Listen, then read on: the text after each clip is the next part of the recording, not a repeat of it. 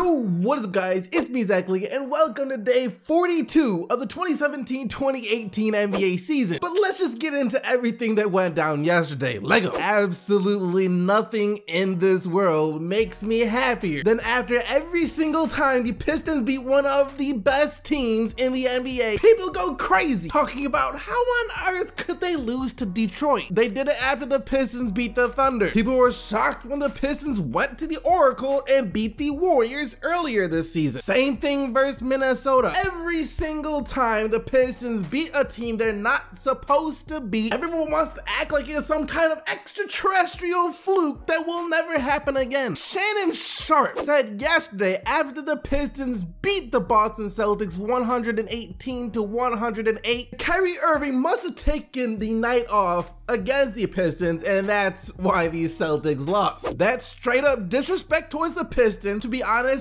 I ain't even mad about it. I actually kind of love it. Stay asleep on the Pistons. However, that being said, after the Pistons beat the Celtics yesterday, I do think some people are starting to wake up and just realize that the Pistons are just a good team this year. I think most people were expecting them to start phasing out now, kind of like the Orlando Magic did after the first 7 or 8 games, or like it seems the Knicks are starting to do over the past 5 or so games. Start out the season hot, but eventually things return to normal. What most people don't understand though is that the only fluke about the Pistons were them being as bad as they were last year. The year before, in the 2015 NBA season, the Pistons were a team on the come up. They just made the playoffs the first time in like 6 years. And even though they got swept in the first round by the Cavs, they put up a fight and made all but one of the games go down to the wire. And a lot of the TV analysts after that were predicting this Pistons to become one of the most improved teams in the NBA the year after, and maybe even make the jump to the upper half of the Eastern Conference. But then injuries and team chemistry problems just prevented that from happening. And unless you were a die-hard Pistons fan, there just wouldn't be much of a way for you to know any of this because you don't follow this team like that. So all you guys saw was another losing season from the Pistons and didn't expect them to get much better this year. But with a healthy and upgraded roster this year, oh, you best to believe that us Pistons fans knew what time it was. Granted, I was still a little nervous coming into this season because once you lose for so long, a part of your brain just expects something to go wrong and for them to somehow start losing games. But the only cure for that is winning and winning and winning and winning and winning some more, and that's exactly what they've been doing. Detroit is now 13-6 on the year and second in the Eastern Conference. And one of the questions I get asked the most is, who is the best player on the Detroit Pistons? Why do they keep winning games? And to the best player thing, I can't even give an answer to that because I don't think you can single out just one guy as their best player. So many guys play well on a nightly basis. Some nights Tobias Harris might seem like their best player. Other nights it's Reggie, Drummond, Avery. Some nights it might even be Ish Smith off the bench or Stanley Johnson because of his defense. They don't have that one clear-cut best player, just like they didn't have that clear-cut best player back in 04. You could say Billups was their best player back then since he did win Finals MVP and was their go-to guy in the clutch. But then what about Ben Wallace or Sheed or Rip or Tayshaun even some nights? It's a team thing, just like it was a team thing in their win last night. Andre Drummond, see, he was an absolute monster yesterday. He always kind of is against Boston though. I don't know why, but he just feasts on Boston whenever he plays them. 26 points, 22 rebounds, 6 assists, and 4 steals. You hear that and you might think, oh, for sure, he was definitely their best player last night because that is an amazing game. And you are right, that was an amazing game, but at the same time, you can't discount what Tobias Harris did. He was hitting big shots at the Pistons all night long, and then Reggie Jackson, who was making big plays for both himself and his teammates last night down the stretch. The chemistry and everything about this team is just so spot on right now. They have a bunch of really good players playing really well together. And as far as how they will finish the year and how far they can go in the playoffs, look, I ain't even trying to think about that right now. I'm just living in the moment and I'm happy that after all this time, the Pistons are good again. That being said, Dwayne Wade and LeBron James were the ones who doomed my Pistons back in the day though. As soon as they were able to beat Detroit in the playoffs, that was just the end of the era for Detroit. I mean, and LeBron James has had a grip on the league ever since. And this was the first time that LeBron James and his protege of sorts and Ben Simmons got to go head to head in the NBA.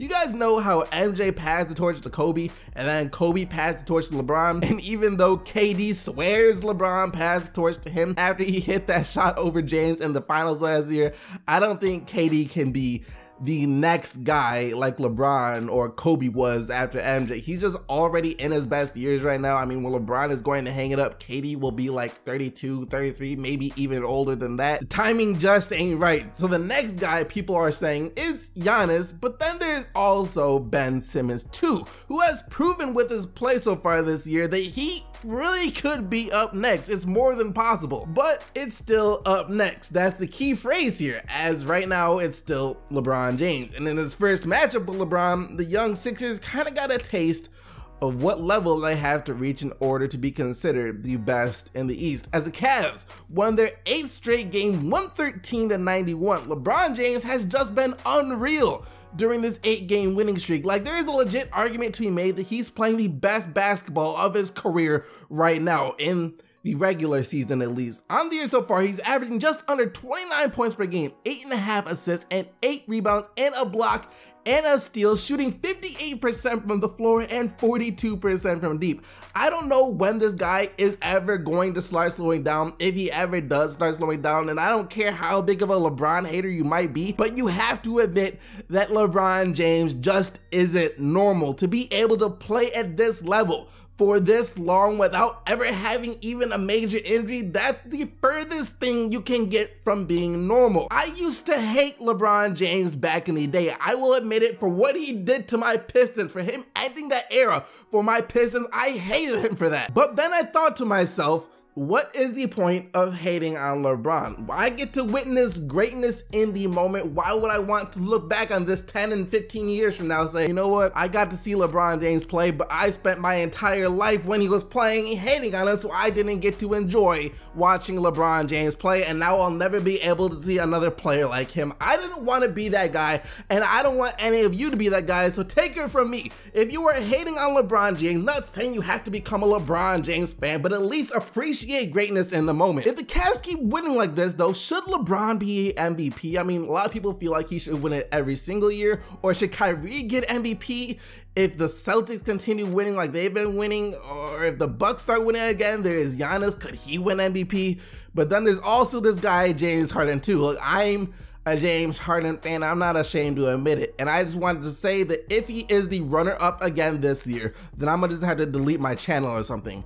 No, I probably won't take it that far, but still, like, I'd rather see him finish, if not first, if he doesn't win it, then like 3rd or 4th in MVP voting, because that just means that he really didn't deserve it this year. But if he finishes 2nd again, this will be the 3rd time in his career that you can make a super strong argument for him to be the MVP, yet he never was. And if it doesn't happen this year, I just got a feeling that it will never happen. It's this year or bust for James Harden. If the Rockets keep playing like they have been playing this year, and Harden keeps playing like he has been playing this year, it's gonna happen for sure. Harden was unbelievable once again last night. I think in the first quarter, he was 7 of 7 from the field for 20 points, had like 6 rebounds and 5 assists, something insane like that. And the Rockets, of course, got the win over the Nets 117-103. Harden finishing with 37 points, 10 rebounds, and 8 assists, and Chris Paul, who continues to struggle with his shot a bit, is still being a great playmaker for the Rockets, as well as he had 14 assists on the night. And I feel like even though this Rockets team has been playing extremely well,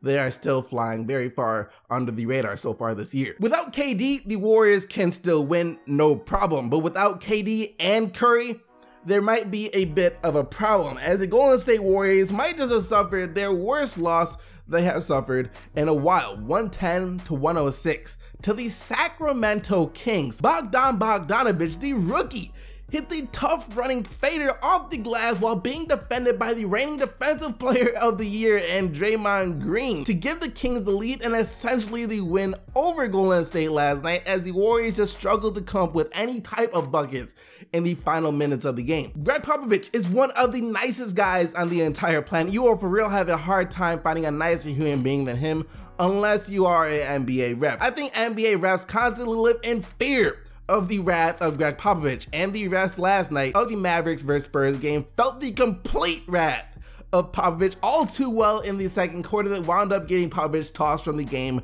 once again. A coach that puts his necks on the line for his players is a great coach, and Popovich has never been afraid to do that, and the players responded well to it too, as after that they slowly started to play like the San Antonio Spurs once again. Tony Parker made his season debut for the Spurs last night and tallied 6 points and 4 assists in 14 minutes as the Spurs get the 115-108 win. And good news, I think, or at least I hope, is that Parker said that we should expect to see Kawhi Leonard back on the court in just a few weeks now. This was the first time that we got any clear word on when Kawhi could be back, so I am hopeful, but still just waiting to hear from someone like Popovich at the same time. Aldridge had 33 points and 10 rebounds on the night, and Dennis Smith Jr. had 19 for the Mavs. And then there was one.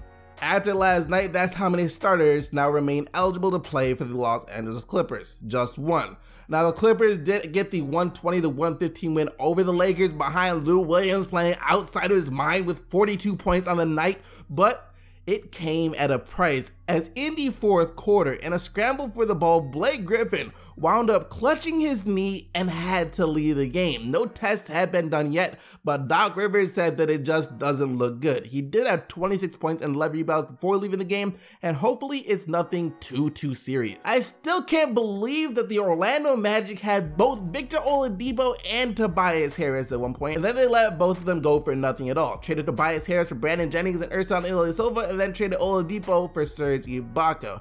Well, it worked out for both those guys as they are now thriving with their new teams, but as far for the Magic, they started off the year 6-2 and are now 8-13, 2-11 in their last 13 games. And after missing the Pacers' last game against the Celtics with knee soreness, Victor Oladipo was back and looked just fine as he finished with 26 points on 11 of 14 shooting, as well as 6 rebounds, 5 assists, and 4 blocks on the night. The Magic might have fallen off, but this Indiana team continues to look like a team that will for sure be in the playoff. They are 12-9 now on the year. The Blazers came out alive. They were on a 5-game road trip and played really well for the most part on this 5-game road trip, finishing it up 4-1. If you're a Blaze fan, you have to be happy with how this team is playing, as Portland, who has been known as one of the worst defensive teams in the NBA for the past few years, has actually been one of the better defensive teams this year, but for some reason not one of the best offensive teams like they have. And it's weird, it's like those two things kind of got reversed. But if they can keep playing this defense